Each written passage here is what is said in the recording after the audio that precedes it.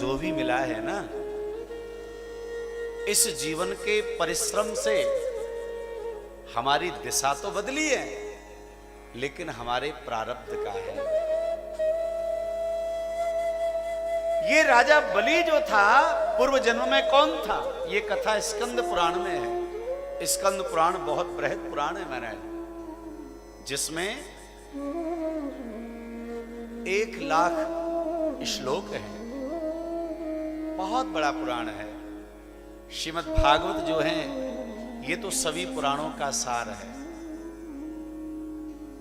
तो हमने पढ़ा स्कंद पुराण में, हम सुनी हुई बात नहीं बता रहे, हम पढ़ी हुई बात बता रहे हैं। ये राजा बलि जो था पूर्व जन्म में एक व्याध था महाराज, लोगों की हिंसा करता, और इसके जीवन में एक बहुत बड़ा व्यसन ये था कि जो भी धन अर्जित करता जंगल में छुप करके बैठ जाता, लोगों को लूटता, और जो भी इसको धन प्राप्त होता उसको लेकर के माना किसी गणिका के पास में जाता है, अनेक प्रकार की वस्तुएं लेकर के। मैं वो बताने जा रहा हूं कि थोड़ा सा भी हमारे द्वारा कुछ अच्छा हो जाए, उस अच्छे का कितना विस्तार हो जाता है, वो मैं बताना चाह रहा हूं।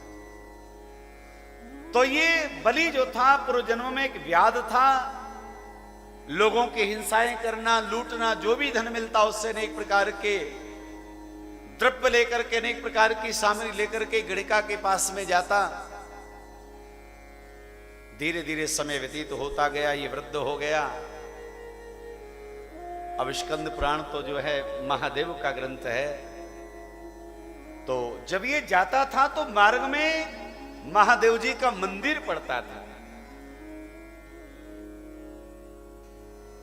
तो अनेक पुष्प, फल, सुगंधित द्रव्य, मिष्टान, अनेक प्रकार की वस्तुएं लेके जाता, लेकिन कभी भगवान महादेव को इसने एक फूल का पत्ता भी नहीं चढ़ाया, और वहीं से जाता था ये। लेकिन एक दिन क्या हुआ, सांझ का समय था, प्रदोष की वेला थी, थोड़ा सा वृद्ध भी हो गया है, थोड़ा दिखाई भी कम देता है। तो जैसे ही जा रहा था तो मार्ग में कोई पत्थर पड़ा हुआ था, और पत्थर से ठोकर लगी, और ठोकर लग जाने की वजह से गिरा, और इसके हाथ में जितने भी फूल, मालाएं, फल, मिष्टान जो भी था वो सब नीचे गिर पड़ा। तब इसको महादेव जी पर बड़ा क्रोध आया और कहा कि तुमने ही आज ठोकर लगवाई है। जिससे मैं प्रेम करता हूं उसके लिए सारी वस्तुएं लेकर के जाता हूं, अब इनमें तो धूल मिट्टी लग गई, कोई स्वीकार नहीं करेगा, वो लेगी नहीं इसको। तो उसने कहा कि अब मैं क्या करूं? तो विचार किया कि ऐसा करता हूं, ये जितनी भी सामग्री जिसमें धूल मिट्टी लग गई है ना, ये भोले बाबा के माथे कर देता हूं। तो वहां ने सब महाराज उठाई और भोले बाबा को चढ़ा दिया। लो, ध्यान करना।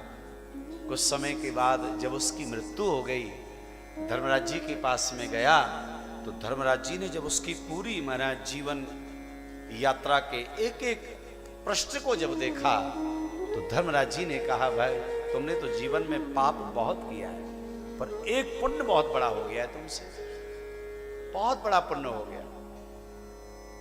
प्रदोष की वेला में भगवान महादेव की सेवा में तुमने बिल्व, अनेक प्रकार की सामग्री, फल, पुष्प तुमने अर्पण किए।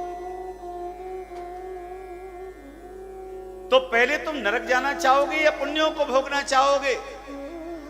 अब ये विचार करने लगा कि महाराज मैंने आप जान के तो कोई पुण्य किया नहीं, और जब मुझे पुण्य का फल मिल रहा है, तो इसने कहा महाराज ये पाप वाला, ये नरक वाला मैं बाद में भोगूंगा, पहले मुझे पुण्य दे दो कि जो मैंने महादेव के चरणों में जो भी चढ़ाया उसका पुण्य क्या है, उस पुण्य का फल क्या है। तो जानते हो महाराज उसका फल क्या बना? धर्मराज जी ने जब पूरा हिसाब लगाया उसका, तो धर्मराज जी कहने लगे, भैया उस प्रदोष की बेला में चढ़ाई हुई सामग्री का जो पुण्य है वो इतना है कि एक दिन के लिए तुमको इंद्रासन पर बैठना है, इंद्र बनना है तुम्हें। अब ये विचार करने लगा कि महाराज एक दिन के लिए मुझे इंद्र बनना है, गदगद हो गया। त्रिलोकी में तो हलचल मच गई कि महाराज इंद्र अचानक किसी को हटा करके दूसरे को इंद्र बनाना ये ठीक नहीं है। लेकिन महाराज उसका पुण्य ही इतना प्रबल है, इंद्रासन पर बिठा दिया। और जैसे इंद्रासन पर बैठा तब उसने सोचा कि बेटा थोड़ा सा पुण्य हुआ था, मुझे एक दिन के लिए इंद्रासन मिल गया, और अब यदि एक दिन में मैं यदि पुण्य कर लेता हूं तो उसका फल क्या होगा। अब उसने पुण्य आरंभ कर दिया। महाराज ऋषियों को, महात्माओं को, देवताओं को बुलाया, और स्वर्ग में जो जो बहुमूल्य चीज वहां पर जमा थी, जमा हो रही थी, को उपयोग नहीं हो रहा था, अब तो दान करने लगा, और सबको महाराज प्रदान करने लगा। सब लोग बड़े प्रसन्न हो रहे। ऋषि महात्मा लोग कहने लगे, बा भैया ये इंद्र बहुत अच्छा है, पहले वाला तो बेकार था, पहले वाले ने तो कुछ भी नहीं किया था, ये इंद्र बहुत बढ़िया है। महाराज सारी सामग्री को, कल वृक्ष को, कामधेनु को, अनेक प्रकार के मणि माणिक सबको लुटाता जा रहा है। एक दिन जब उसको समय मिला तो बहुत कुछ उसने लुटाया। तुरंत बृहस्पति जी आए, कहा कि भैया बस अब इंद्रासन तुमको खाली करना पड़ेगा। धर्मराज के पास में गए, और धर्मराज जी ने देखा कि भैया अब इसके पुण्य देखो। अब एक दिन के जब उसके पुण्य फैलाए गए तो कहा कि अब तो इतने पुण्य हो गए हैं कि इसको इंद्रासन से कोई हटा ही नहीं सकता है, अब तो ये परमानेंट हो गया है। बोले भक्तवत्सल भगवान की जय। तब भगवान ने आशीर्वाद दिया कि तुम बलि बनोगे, मेरे भक्त रहोगे, प्रहलाद के पौत्र बन करके आओगे, प्रहलाद के नाती बन करके आओगे। तब यही महाराज बलि बने हैं और भगवान से आशीर्वाद लिया। भगवान ने आज वामन रूप में आशीर्वाद दिया कि अगले वनवंतर में तुम इंद्र बन जाओगे।